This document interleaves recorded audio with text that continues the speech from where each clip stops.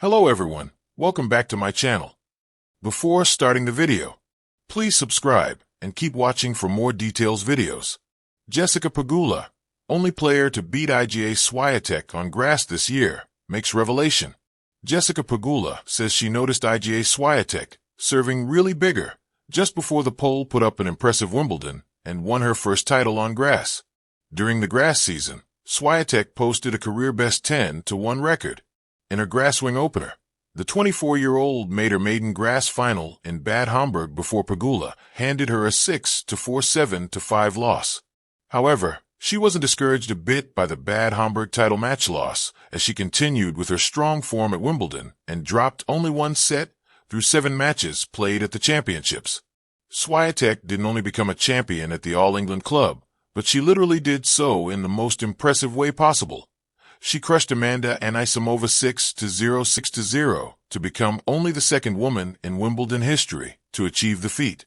Pegula, who ended up being the only player to beat Swiatek on grass this year, told the Pole during the Bad Homburg Trophy ceremony that she played well and there was hope for her on the slick surface. The American now finds it funny that she correctly predicted what could happen at Wimbledon. Pegula, Swiatek was serving a lot bigger. I thought she was serving a lot bigger. I didn't really watch her much during Wimbledon. I'm not sure if that was better, but she was serving really big in Bad Homburg and playing good tennis and beat good grass court players. I thought our final was a really high level. It was super close, the American said when asked if she noticed something different about the pole on grass. You know, she is always kind of down on herself about grass. And I was like, hey, you're playing really good on grass. I'm not really sure why you think you're bad on grass or what it is. So it was kind of funny she ended up winning Wimbledon. In the quiet aftermath of the grass season, where dew still clung to center court's manicured blades and the tennis world continued to echo with Iga Swiatek's dominance, one match stood out like a perfectly placed drop shot: Jessica Pegula's shocking upset of the world number 1. It wasn't just a win. It was the win. The only one Swiatek conceded on grass all season. And now, weeks later, Pegula was finally ready to speak.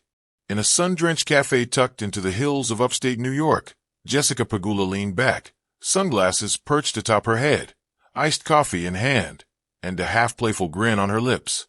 "I've been asked about that match 100 times, she said. And I guess now I can tell the real story. The unlikely blueprint. Rewind to early June. Pegula, fresh from clay court heartbreaks, knew grass wasn't her proclaimed kingdom.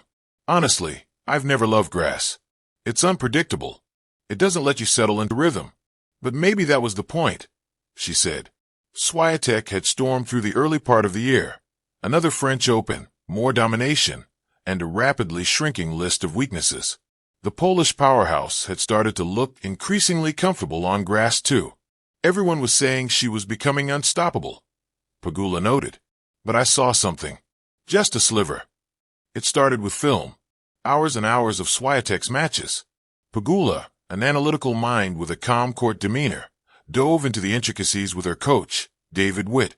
What we found wasn't revolutionary, but it was about timing.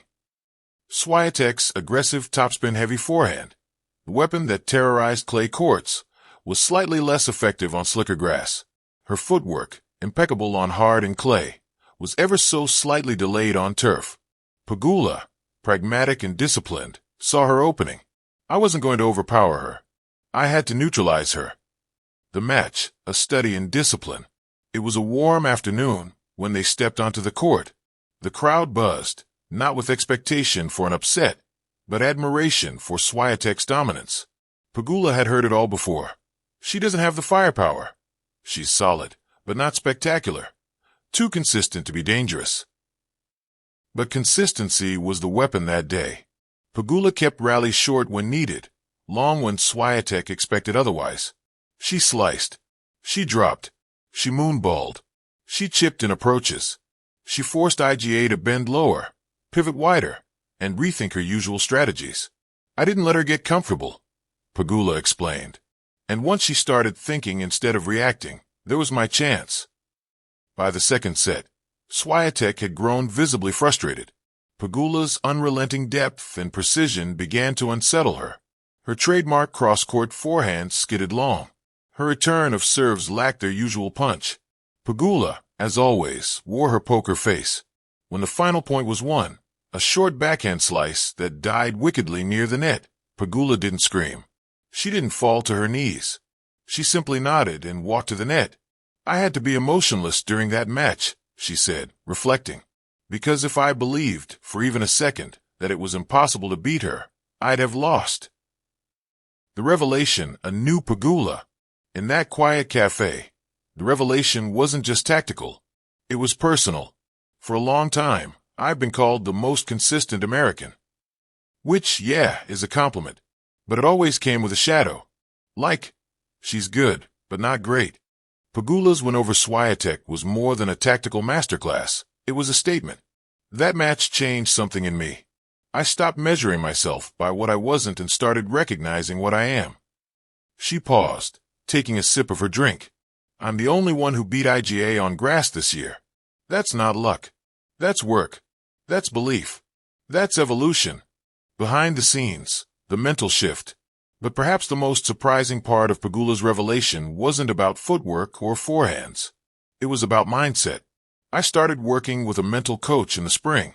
Not because I thought I was weak mentally, but because I wanted to go from solid to scary. Through visualization, meditation, and journaling, Pegula began reframing her identity, not just as a top 10 player, but as a potential Grand Slam winner. Before, I go deep into slams and tell myself I was proud just to be there. After that match, I thought, why not go further? Her newfound inner edge was palpable. Post-match, players noticed her sharper presence. In the locker room, whispers shifted from respect to wariness. Jessica wasn't just a problem to solve anymore. She was a genuine threat. The locker room echo. News of Pegula's win rippled through the tour faster than the final scoreboard update. Iga's aura has cracked a little. One top 20 player allegedly said. Jess didn't just beat her. She exposed something. Yet Pegula refuses to let the match define her. Beating Iga on grass, it's a milestone. But I don't want that to be my ceiling. I want it to be the beginning of something. And the locker room took note. Swiatek responds. In a later interview, Iga Swiatek was gracious but introspective about the defeat. Jessica played smart. She found ways to push me out of my comfort zone. That's tennis. You learn. She added. I like when someone beats me fair and square. It forces me to improve. It's a sentiment that Pegula respects. Iga's a champion. She'll come back stronger. But so will I. Looking forward. Now, as the hard court season looms, Pegula's focus sharpens. With renewed belief, refined strategies, and the confidence of having unseated the game's most dominant figure. Even if just for one match, she's no longer just the tour's most dependable name. She's a blueprint for how to build quietly, strike strategically, and emerge defiantly. And as she finishes her drink and grabs her racket bag, heading to a nearby court for another 2-hour practice, she smiles. Let them keep underestimating me, she says. I kinda like it that way.